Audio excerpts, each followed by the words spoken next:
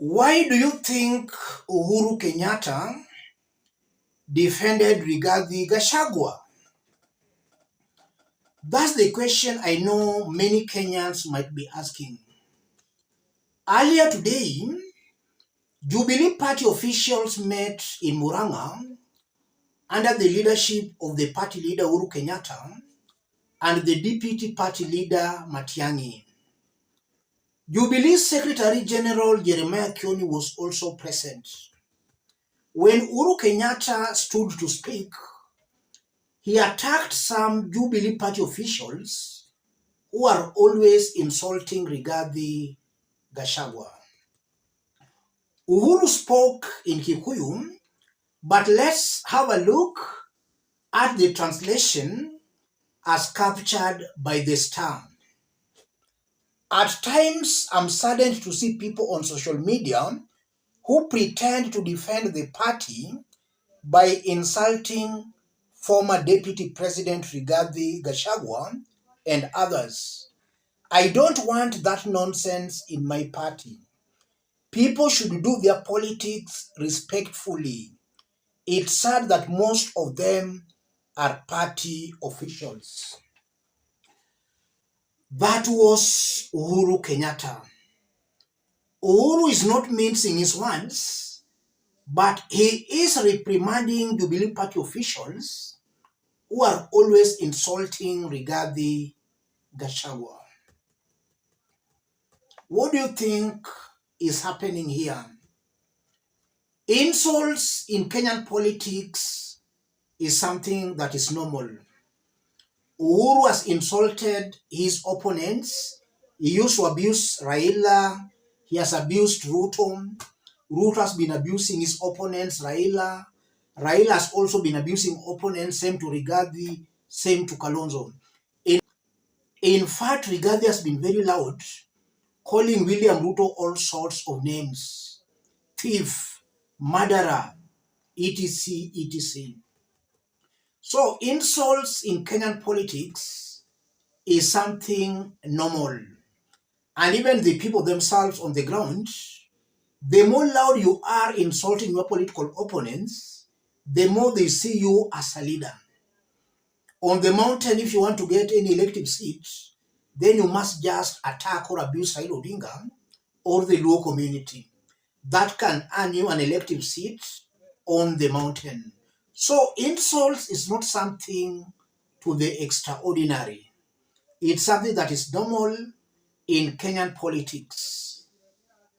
What do you think Uhuru meant, and why do you think he defended Rigathi Gachagua? The first reason, I'm seeing Uhuru Kenyatta, who is trying to distance himself from some remarks made by some Jubilee Party officials. And if you look at Jubilee, then two names will come up. The first name is Ngunjiri Wambugu, and then Jubilee Secretary General Jeremiah Kioni. They have been very critical of Rigathi Gachagua, but I don't know whether their criticism falls within what we can describe as insults. But they have been very critical of Rigathi Gachagua. Uhuru Kenyatta was just trying to exonerate himself from their sentiments. An impression was being created that they were speaking on behalf of Uhuru Kenyatta. Uhuru is now just confirming that they have not been speaking for him. I think that's why Uhuru defended Rigathi Gachagua.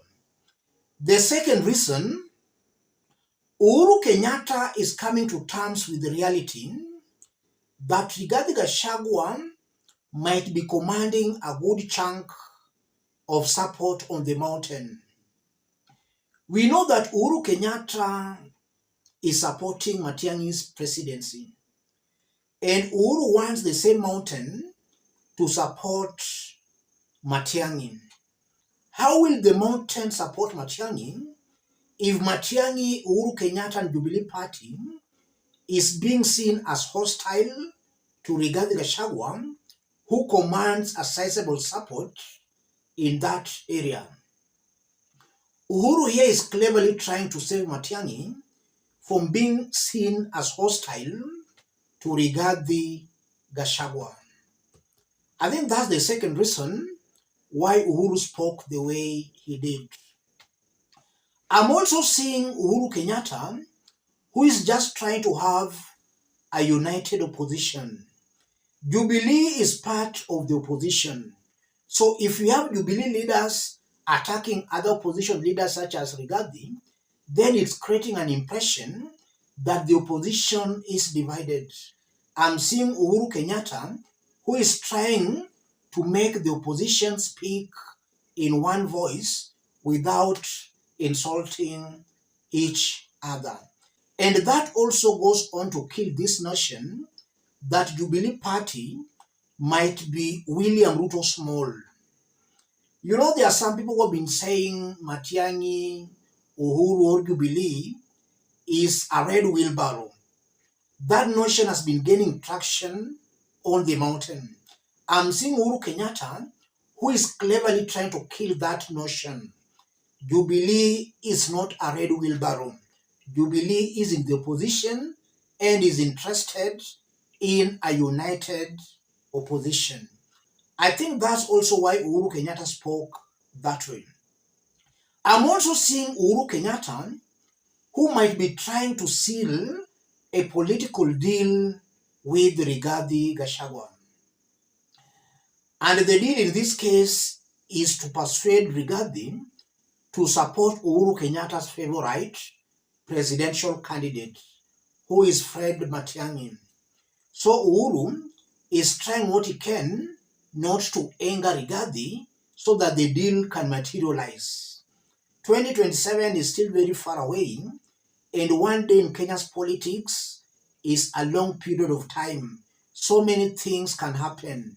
So many political deals will be crafted, some will be broken, some will be mended, and some will be created. I'm seeing Uhuru Kenyatta, who believes he can reach out to Rigathi to support his favorite presidential candidate, Matiang'i. I'm also seeing Uhuru Kenyatta, who is playing psychological games with Rigathi Gachagua. Uhuru has studied Rigathi very well, and he knows Rigathi is a politician who gets easily irritated, but also easily pleased. He wants to psych Rigathi so that Rigathi can feel good. He wants to please Rigathi Gachagua. And by Rigathi being pleased, Rigathi can easily give Uhuru Kenyatta what Uhuru wants. And currently what Uhuru wants is a support for Fred Matiang'i. So indirectly, Uhuru Kenyatta might just be trying to mend fences between Rigathi and Matiang'i if at all there were some disagreements between the two leaders. Finally, I'm seeing Uhuru Kenyatta, who understands very well Rigathi Gachagua has nothing to lose. He'll not be contesting for any political seat. So attacking a Rigathi Gachagua, who will not be contesting for any seat, is completely unnecessary and wastage of time. That's what I'm seeing here, ladies and gentlemen. I don't know what you think, but let me hear from you on the comment section. Let me stop it there. If you are watching us but you have not yet subscribed, subscribe, give the video a like. Any person watching us outside Kenya, drop a comment, let us know from which part of the globe you are watching us from. If possible, subscribe, give the video a like. Thank you. God bless you. God bless Kenya. God bless you. Mambo, twende pamoja. Tengeneza njia mbele. Mambo, twende. Wanda boku. Oh my. Asante. Hai.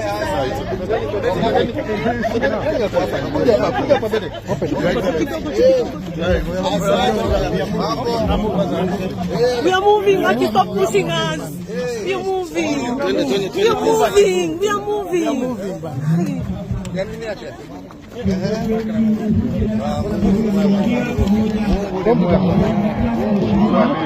Asante sana. Asante.